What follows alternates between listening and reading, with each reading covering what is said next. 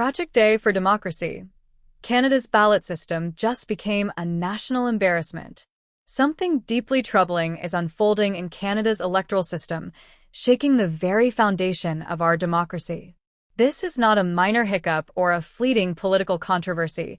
It is a full-scale crisis born of a deliberate campaign designed to overwhelm and sabotage the voting process. Recent elections have been marred not by external interference or voter apathy, but by an internal, coordinated effort to flood ballots with frivolous, fake, and unserious candidates. This chaos has turned what should be a straightforward exercise of democratic rights into a logistical nightmare and an emotional ordeal for voters nationwide. At the heart of this turmoil is a group calling itself the Longest Ballot Committee, whose strategy seems chillingly clear: clutter ballots with dozens of names that have no real political agenda or intent to serve, turning ballots into unwieldy tomes more reminiscent of a phone directory than a democratic tool. The consequences have been severe and immediate. In ridings like Toronto, St. Paul's, voters were shocked to receive ballots over 3 feet long listing 82 candidates, many of whom were utterly unknown, had no campaign presence, and never intended to govern. These ballot squatters exploited loopholes in the system, turning elections into confusing marathons rather than efficient democratic exercises. The fallout of these tactics is tangible. Elderly voters and people with disabilities, who already face barriers to voting, struggled to navigate oversized ballots. Election officials faced unprecedented challenges, with voting stations clogged and tabulation machines overwhelmed or malfunctioning due to ballot length and complexity.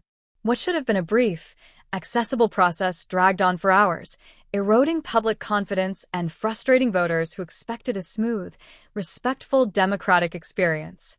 The right to vote was overshadowed by frustration and confusion, undermining the integrity of the system. This problem is not isolated. In the riding of Carleton, a similar ballot overflow occurred with over 90 candidates listed, including the leader of the opposition. Voters found themselves wading through a sea of names, most complete strangers, with no public presence or community ties, making it difficult to locate their chosen representative. LaSalle, Emard, Verdun witnessed the same chaotic scenes, as these ballooned ballots served no purpose other than to bog down the system. Instead of empowering voters with more choices, this tactic served only to complicate and discourage participation, highlighting a disturbing abuse of electoral rules. Canada has long been proud of its clean, fair, and orderly elections, widely regarded as a benchmark of democracy. Yet these recent events have transformed our ballots into a circus of meaningless entries. What should be a sacred civic duty, the right to vote, has been mocked and weaponized by those exploiting procedural loopholes. While the Longest Ballot Committee claims to push for electoral reform, their actions have done little but muddy the waters, making it harder for ordinary Canadians to cast clear, confident votes. The difference between protest and sabotage has been starkly exposed. Peaceful, legal protest is a pillar of democratic society, and Canadians fully support the right to advocate for change. But when such efforts actively prevent smooth voting by jamming machines, causing delays, and confusing thousands of citizens, the line from activism to obstruction is crossed. True democratic reformers engage with ideas and constructive action. This campaign achieves nothing but disruption and disillusionment. The public deserves better, and democracy demands more respect. In response, concerned citizens have taken a stand, launching a legitimate petition aimed at protecting the ballot's integrity. This movement is not about shutting down democracy, it's about defending it. The petition calls for practical, common-sense changes to close the loopholes allowing such exploitation. Its recommendations focus on ensuring every candidate is genuine, committed, and accountable, thereby restoring dignity and order to the election process. Among the key reforms proposed is a requirement for all candidates to collect at least 100 unique signatures from residents within their riding, or 50 in remote areas, to qualify. This simple step would prevent the mass photocopying of nomination forms to flood ballots with hundreds of unserious names.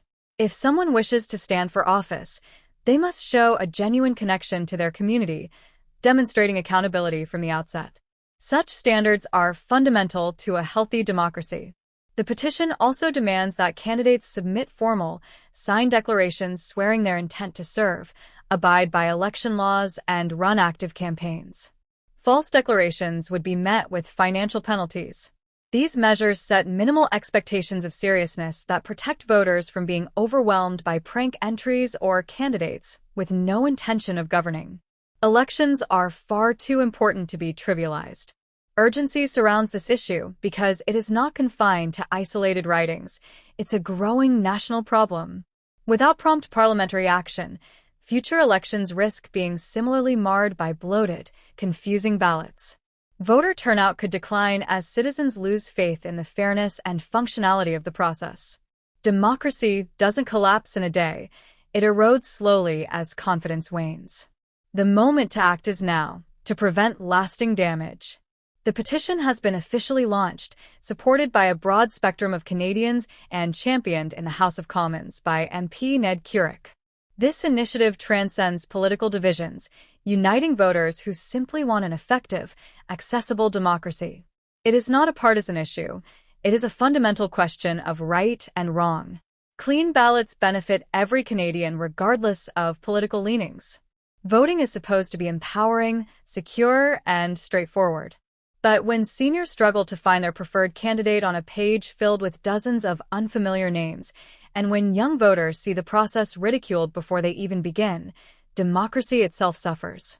When machines are overwhelmed and results are delayed until early morning, our system's credibility is put at risk. Canadians deserve better.